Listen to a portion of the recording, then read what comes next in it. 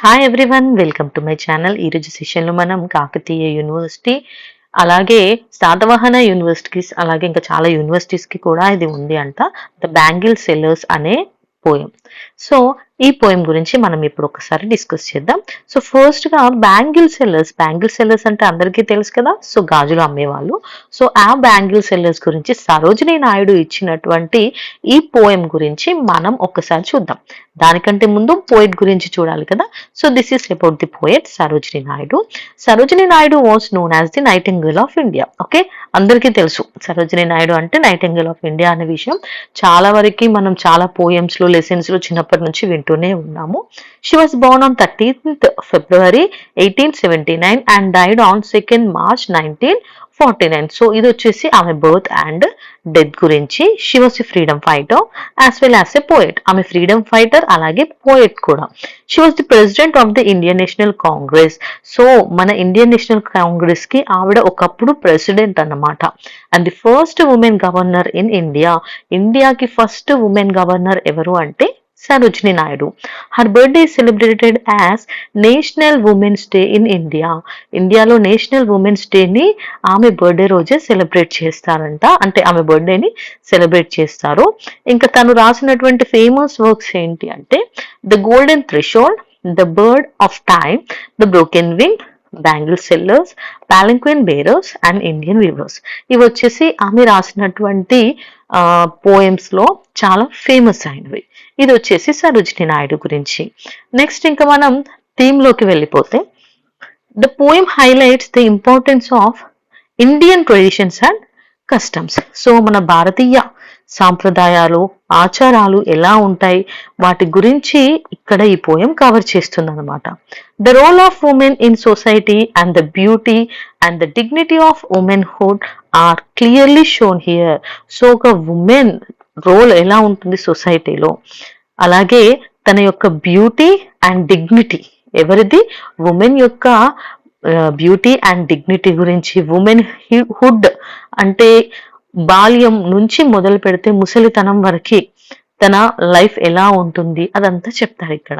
The poem also expresses how bangles symbolize the emotional and social stages in a woman's life from childhoods to old age. So childhood నుంచి old age వరకు bangles కూడా ఒక సింబాలికేనంట. అలా అంటే తన యొక్క emotional and social stage కి and reflecting Indian culture. So bangles అనేవి మన ఇండియన్ కల్చర్లో అది ఒక భాగం. సో ఖచ్చితంగా ఈ మ్యారీడ్ వాళ్ళు ఇలాంటి బ్యాంగిల్స్ వేసుకోవాలి, మ్యారేజ్ కి ముందు ఇలా వేసుకోవాలి, చిన్నపిల్లలు అయితే ఇలాంటి బ్యాంగిల్స్ వేసుకుంటారు. ఓకే, డిఫరెన్స్ అనేది ఉంటుంది కదా. సో ఈ బ్యాంగిల్స్ లో కూడా డిఫరెన్షియేషన్ అనేది ఉంటుంది అనేసి చెప్తున్నారు.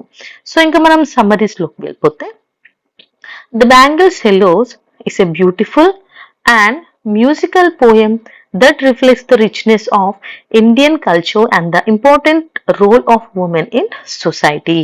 సో ఈ పోయంలో ఇండియన్ కల్చర్, ఓకే, మన భారతదేశపు సాంప్రదాయాల యొక్క రిచ్నెస్ గురించి అలాగే సొసైటీలో ఉమెన్ యొక్క ఇంపార్టెంట్ రోల్ గురించి చెప్తున్నారు. The poem is narrated by bangle sellers who carry their colorful bangles to a temple fair to sell. So ఈ పోయం చెప్పేది ఎవరు అంటే మామూలుగా రాసింది మన సరోజినీ నాయుడు, కానీ నారేట్ చేసేది అంటే పోయంలో మాట్లాడేది ఎవరు అంటే బ్యాంగిల్ సెల్లర్స్ అంట. వీళ్ళు కలర్ఫుల్ బ్యాంగిల్స్ అన్ని పట్టుకొని టెంపుల్ ఫేర్ ఉంటుంది కదా, ఊర్లలో జాతరలు జరుగుతూ ఉంటాయి, సో అక్కడికి వెళ్ళారంట అమ్మడానికి. Through their lively description, the poet highlights how bangles are not just ornaments but symbols of a woman's emotions, dreams and different stages of life. So, ఈ బ్యాంగిల్స్ అనేవి జస్ట్ ఆర్నమెంట్స్ కాదు, అంటే ఆభరణాలు మాత్రమే కాదు, ఒక మహిళ ఉమెన్ జీవితంలో తన ఎమోషన్స్ అంటే భావోద్వేగాలకు అలాగే తన కళలను అలాగే తన లైఫ్ లో ఉండే డిఫరెంట్ స్టేజెస్ ని ఇవి కూడా ఒక ప్రతీక అనేసి చెప్తున్నారు. అవి ఆర్నమెంట్స్ మాత్రమే కాదు, ఇవి కూడా ఒక సింబల్స్ అనేసి చెప్తున్నారు. In the beginning the sellers introduce themselves as the bangle sellers. So poem start అయ్యగానే అక్కడ సెల్లర్స్ వచ్చి ఏమంటారంటే మేము బ్యాంగిల్ సెల్లర్స్ మీ అని చెప్తున్నారు. They carry shining loads of bangles to the temple fair. మేము రంగురంగుల బ్యాంగిల్స్ ని ఈ టెంపుల్ ఫేర్ కి జాతరకి తీసుకొచ్చాము. They attract customers by pricing the beauty of their bangles. So bangles అమ్మే వాళ్ళు ఇప్పుడు వాళ్ళ తెచ్చినటువంటి వస్తువులు ఉంటాయి కదా ఎవరైనా సరే, సో అలా దాన్ని హైలైట్ చేసుకుంటూ చెప్తున్నారు అనమాట వాళ్ళ బ్యాంగిల్స్ ఎలా ఉన్నాయి, ఎంత అందంగా ఉన్నాయి అనేసి. They describe the bangles as beautiful, shining and colorful like a rainbow. So వాళ్ళ బ్యాంగిల్స్ ఎలా ఉన్నాయంట, చాలా బ్యూటిఫుల్ గా, షైనింగ్ గా, కలర్ఫుల్ గా, ఎలా అంటే ఒక రెయిన్బో, ఇంద్రధనస్సు లాగా ఎలా రంగులతో మెరిసిపోతుందో అలా మా గాజులు ఉన్నాయి అని చెప్తున్నారు. These bangles represent happiness and bright life of A women.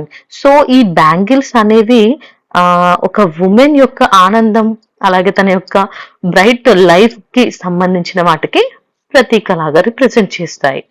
The sellers say that their bangles are meant for girls and married women, showing that bangles are closely connected to joy and celebrations. So మా దగ్గర ఉన్న ఈ గాజులు అదే bangles అమ్మాయిలకు అంటే married కాని వాళ్ళకు, గర్ల్స్ అంటే మ్యారేజ్ కాని వాళ్ళకు, అలాగే మ్యారేజ్ అయిన వాళ్ళకు అందరికీ కూడా ఎంతో సంతోషాన్ని ఇస్తాయి, ఎంతో హ్యాపీగా సెలబ్రేషన్ లాగా ఉంటుంది బ్యాంగిల్స్ వేసుకుంటే అనేసి చెప్తున్నారు.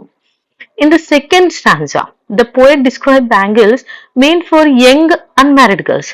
సో ఇప్పుడు అన్మ్యారీడ్ గర్ల్స్ ఎలాంటి బ్యాంగిల్స్ వేసుకుంటారో డిస్క్రైబ్ చేస్తున్నారు. These bangles are silver and blue like mountain mist, symbolizing innocence, purity and freshness.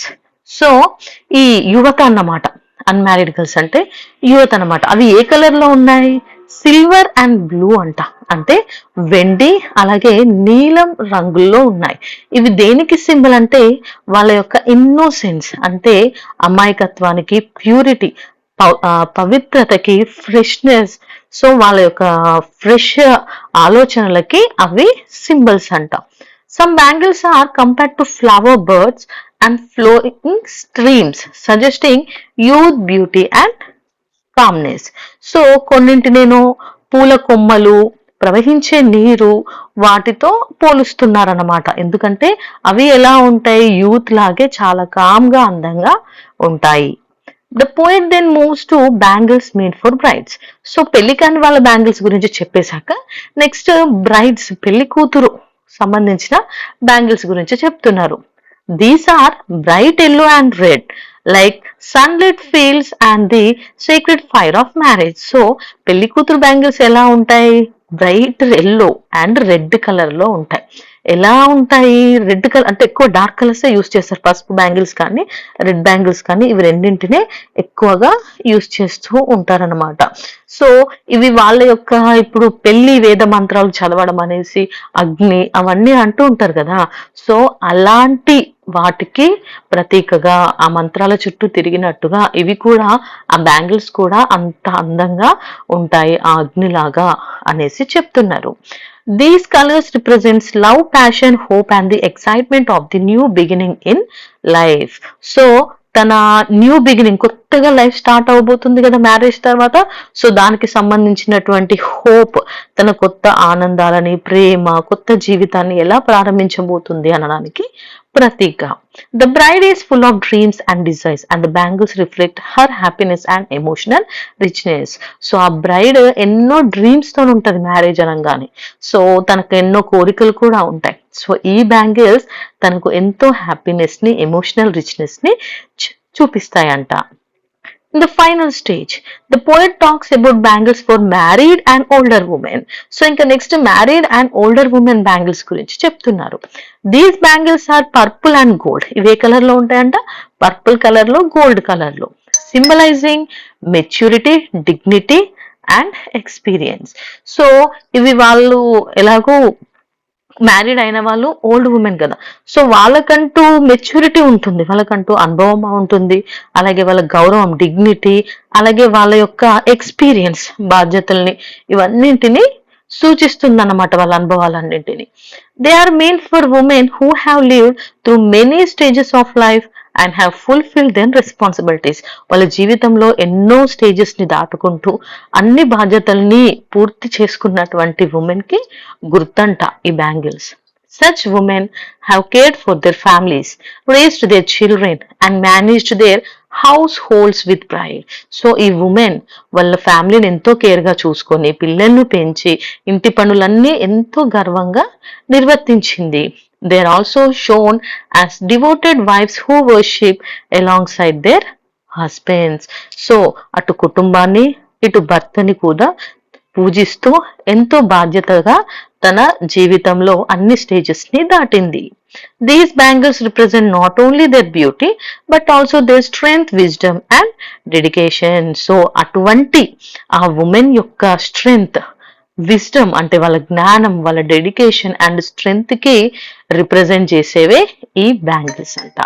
So ఈ విధంగా 3 స్టాంజర్స్ లో 3 టైప్స్ లో అంటే అన్మ్యారీడ్ అండ్ ఉమెన్ కి ఎలా ఉంటుంది, పెళ్లి కూతురు టైంలో ఎలాంటి బ్యాంగిల్స్ ఉంటాయి, అండ్ నెక్స్ట్ పెళ్ళైన తర్వాత అండ్ ఓల్డ్ ఉమెన్ కి ఎలాంటి బ్యాంగిల్స్ రిప్రజెంట్ చేస్తాయి అనేసి చెప్పారు. నెక్స్ట్ కంక్లూజన్ లోకి వెళ్తే, the poem represents a vivid picture of Indian traditions and values. It beautifully connects the colors and types of bangles with the different phases of a woman life from childhood to marriage and motherhood. So ఇక్కడ మనకు Indian traditions and values గురించి చెప్పింది. అలాగే colours and types ని బట్టి women life from childhood నుంచి marriage తర్వాత motherhood వరకు ఎలా ఉంటుంది అనేసి చెప్పారు. The poem celebrates womanhood and shows that each stage of life has its own charm and importance. So ప్రతి స్టేజ్ లోనూ దానికంటూ ఒక ప్రత్యేకత ఉంటుంది. ఇది గొప్పది, అది తక్కువ అని చెప్పలేం. ప్రతి స్టేజ్ కు దాని ఇంపార్టెన్స్ అంటూ దానికి ఉంటుంది. Through the simple theme of bangles, she conveys deep ideas about life, culture and emotional journey of women. So ఇలాంటి ఈ కవిత ద్వారా మహిళల యొక్క గౌరవాన్ని, అలాగే మన సంస్కృతిని, భావోద్వేగాలని ఎంతో గొప్పగా సరోజిని నాయుడు గారు ఇక్కడ మనకి చెప్పడం జరిగింది. ఓకే, సో ఇది వచ్చేసి దీని ఆన్సర్. ఒక్క నిమిషం వినండి. సో ఇది వచ్చేసి మీకు ఎట్లా ఉంది, నేను యానోటేషన్ రూపంలో ఇవ్వలేదు, ఆన్సర్ లాగా ఇచ్చాను. ఇది ఖచ్చితంగా ఒకసారి మీరు వింటేనే ఎగ్జామ్ లో రాయొచ్చు. ఇదేంటి అంటే మీకు ఎగ్జామ్ లో టోటల్ గా 5 యానోటేషన్స్ ఉంటాయి. యానోటేషన్స్ అనేవి పోయమ్స్ నుంచి వస్తాయి. అండ్ నెక్స్ట్ 5 ఆన్సర్స్ ఉంటాయి. ఇవి వచ్చేసి మీకు ప్రోజ్ నుండి వస్తాయి. ఓకే, సో ఇప్పుడు నేను ఇచ్చిన ఈ ఆన్సర్ యొక్క ఈ సైడ్ హెడ్డింగ్స్ ఉన్నాయి కదా, ఇవన్నీ కూడా ఆన్సర్స్ కి సంబంధించిన సైడ్ హెడ్డింగ్స్. ఎందుకంటే వేరే యూనివర్సిటీస్ వాళ్ళకి కొందరికి యానోటేషన్స్ లేవు కాబట్టి నేను అన్ని ఆన్సర్స్ సైడ్ హెడ్డింగ్స్ లోనే ఇచ్చాను. సో మీరు కాకతీయ యూనివర్సిటీ వాళ్ళకి కానీ ఒకవేళ ఎవరికైనా యానోటేషన్స్ ఉంటే అప్పుడు జస్ట్ సైడ్ హెడ్డింగ్ ని చేంజ్ చేయండి. అర్థమైంది కదా, ఆన్సర్ యాజ్ ఇట్ ఈస్ రాయండి, సైడ్ హెడ్డింగ్ మాత్రం చేంజ్ చేయాలి. సో యానోటేషన్ రాసేటప్పుడు సైడ్ హెడ్డింగ్స్ ఎలా చేంజ్ చేయాలి అనేసి నేను ఇప్పుడు ఒకసారి చెప్తాను, వినండి. ఫస్ట్ మనం పోయెట్ గురించి రాస్తాం కాబట్టి about the poet. Okay, next poet గురించి అయిపోయిన తర్వాత అబౌట్ ది పోయం, థీమ్ అని రాయే బదులు అబౌట్ ది పోయం. అది పోయెట్ గురించి రాస్తున్నారు కదా, అందుకే అబౌట్ ది పోయెట్ అన్నారు ఇక్కడ. నెక్స్ట్ ఇక్కడ ఏమని రాయాలి, అబౌట్ ది పోయం, పోయం గురించి మీరు చెప్తున్నారు. సో సమ్మరీ ప్లేస్ లో మీరు ఏమని రాయాలి అంటే ఎక్స్ప్లెనేషన్. ఓకే, ఇక్కడ మీరు చేంజ్ చేయాల్సింది ఓన్లీ ఎక్స్ప్లెనేషన్ అండ్ కంక్లూజన్ వచ్చేసి యాజ్ ఇట్ ఈస్ కంక్లూజన్ అనేసి ఉంచుకోవచ్చు. అర్థమైంది కదా, జస్ట్ ఓన్లీ 2 సైడ్ హెడ్డింగ్స్ నే చేంజ్ చేయాల్సింది ఉంటుంది. అప్పుడు ఆటోమేటిక్ గా మీకు ఈ పోయం కాస్త అనోటేషన్ గా చేంజ్ అయిపోతుంది. ఓకే, అంతే, అదొక్కటే డిఫరెన్స్. మిగిలిన ఆన్సర్స్ కి కూడా ఇలాంటి చేంజెస్ చేసుకుంటే సరిపోతుంది. జస్ట్ సైడ్ హెడ్డింగ్ ని చేంజ్ చేసుకోండి, ఇదే ఆన్సర్ ని మీరు యానోటేషన్ కి రాసుకోవచ్చు. ఓకే, సో మనం మళ్ళీ నెక్స్ట్ వీడియోలో నెక్స్ట్ ఆన్సర్ తో కలుద్దాం. Until then thank you for watching my video. Bye by.